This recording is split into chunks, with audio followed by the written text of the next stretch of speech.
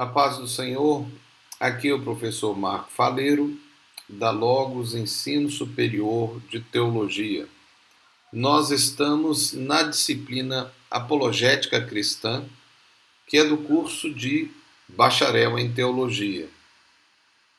Estaremos a falar, nesta aula dupla, sobre apologética fraternal. E a apologética fraternal é uma filosofia institucional da Logos. Esta aula dupla será uma aula complementar. Teremos então 6 avas, todas elas se referindo a esta filosofia institucional da Logos, que é, na verdade, uma proposta para os nossos alunos, no sentido de uma proposta de que o aluno possa utilizar na sua vida, no seu ministério. No entanto, para efeito dos trabalhos da Logos, é importante informar que os alunos são obrigados a seguir as filosofias da Logos. Tanto esta filosofia, que é uma filosofia quanto à apologética, como as outras filosofias que nós temos, né? Como a filosofia formativa, que são aqueles pontos, e também a filosofia hermenêutica. Nós não vamos entrar nesse aspecto. O fato é que a filosofia da apologética fraternal é uma proposta para a convivência acadêmica dentro de todos os trabalhos da Logos. Então, por favor, cada aluno, seja de qual modelo você estiver a seguir, ou seja, o intensivo, o modular, ou qualquer outro que a Logos venha a ter no futuro, como, por exemplo, o presencial, você terá que seguir esta orientação da Logos. Então, fica aí essa palavra inicial. E nós vamos iniciar também agora, através dessa primeira ava, acerca do que é essa proposta, a apologética fraternal. Bem, a apologética fraternal é a defesa da fé, demonstrando o erro da ideia, não ofendendo o idealizador. É certo que há situações que é necessário demonstrar os erros do idealizador, ou seja, o que tem a ideia, ou o que constrói a ideia.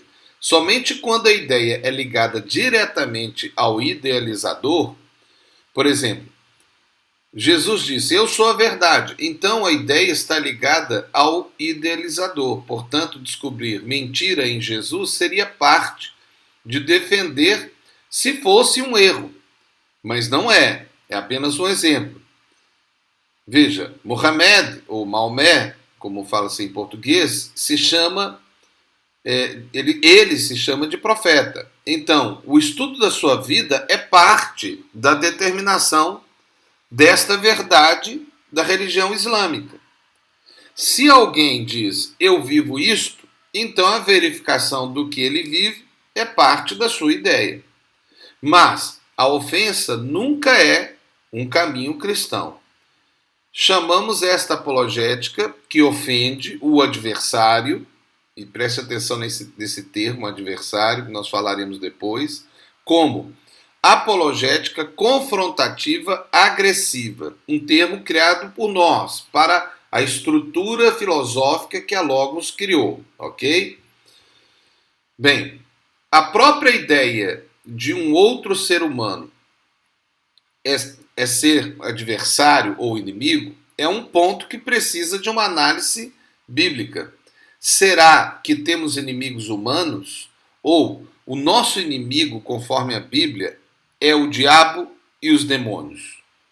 É importante que o aluno considere esse tema e tenha sua posição certa e definida, ou seja, quem é o inimigo? O diabo? A ideia? Um outro ser humano? Neste ponto, há a consideração do Velho Testamento, que claramente mostrava povos inimigos e seres humanos inimigos, que inclusive eram mortos em batalha. Uma pergunta é se este exemplo do Velho Testamento é um estabelecimento de um símbolo alegórico, bíblico, como que mostrando que o inimigo no Velho Testamento é como o inimigo espiritual. Isso é uma realidade alegórica de muitas pregações cristãs. Pois a mensagem de Jesus no Novo Testamento é de amor e de perdão ao outro, o outro ser humano, que Jesus chama de próximo. Mas e aqueles que realmente se colocam como nossos inimigos? Devem ser tratados por nós como inimigos? Nós vemos muitas músicas hoje, por exemplo, falando claramente, eu quero ver que o meu inimigo me veja vencer, mas falando não sobre o diabo, mas sobre o ser humano. Veja, ou será que nós devemos amá-los, perdoá-los e evangelizar a eles, a estes que seriam teoricamente inimigos? Então, a definição de quem é inimigo e como o inimigo deve ser tratado será a base para a sua apologética, porque será assim que você irá tratar aquele que você considera inimigo. Sabemos que existe uma apologética confrontativa e ela é muito usada no meio cristão e especialmente no meio evangélico. Contudo, buscamos na nossa instituição, a Logos, uma apologética de ensino que possa permitir a convivência pacífica ou fraternal, por isso até o termo fraternal, para podermos estar juntos. Sabemos, contudo, que no ambiente religioso ecumênico da Igreja existem denominações com opiniões e doutrinas divergentes e às vezes totalmente contrárias. Sabemos que pode haver uma tolerância até zero para alguns pontos, mas dentro da instituição, estou a dizer a Logos, criamos um ambiente de convivência na diversidade. E é bom lembrar que todos que entram para Logos, eles aceitam o credo que a Logos tem como fundamental, e também as normas, né? Então isso facilita, é claro, essa tolerância. Se houver uma ultrapassagem por parte de um aluno ou de um professor das normas, então não será o aluno que precisa de confrontá-lo. Quem vai confrontá-lo vai ser a instituição. Dentro do ambiente de confrontação, temos que considerar alguns pontos. Consideremos alguns pontos gerais para a construção de uma apologética. Primeiro, é o engano. Há muito engano quando pessoas que sentem que têm que mostrar a verdade usam ofensas para defender a verdade. Então, podemos estar enganados quanto a uma opinião? Claro que sim. Qualquer um, nós somos humanos. Ninguém pode falar, eu nunca vou errar. Outro ponto, como falamos, é a definição de quem é seu inimigo ou inimigos. Um terceiro ponto é o respeito que tem para com o inimigo ou para com o adversário, que vão ser termos que nós vamos explicar depois. Neste ponto, considerar a ideia de inimigo e adversário é interessante. Vamos ver então. Inimigo, como adjetivo, é o que odeia alguém, que procura prejudicá-lo, nocivo, ou quem tem aversão a certas coisas, inimigo do ruído, o que pertence a um grupo adversário, contrário, oposto, um time inimigo, o que não demonstra amizade, que é hostil. Como substantivo é indivíduo que odeia alguém, que busca prejudicar essa pessoa, nação, país, como o qual se está em guerra, vencer o inimigo. Aquilo que prejudica ou busca prejudicar outra coisa ou pessoa, a teimosia é inimiga da inteligência. Veja, um ponto fundamental aqui nessa definição conceitual é o ódio. O inimigo odeia o outro e procura prejudicá-lo. Mas a Bíblia diz, ouviste que foi dito, amarás o teu próximo, pessoa, odiarás o teu inimigo. Aqui nós estamos falando sobre pessoa. Aqui, pelo menos no contexto, se relaciona com seres humanos, não com diabo e demônios.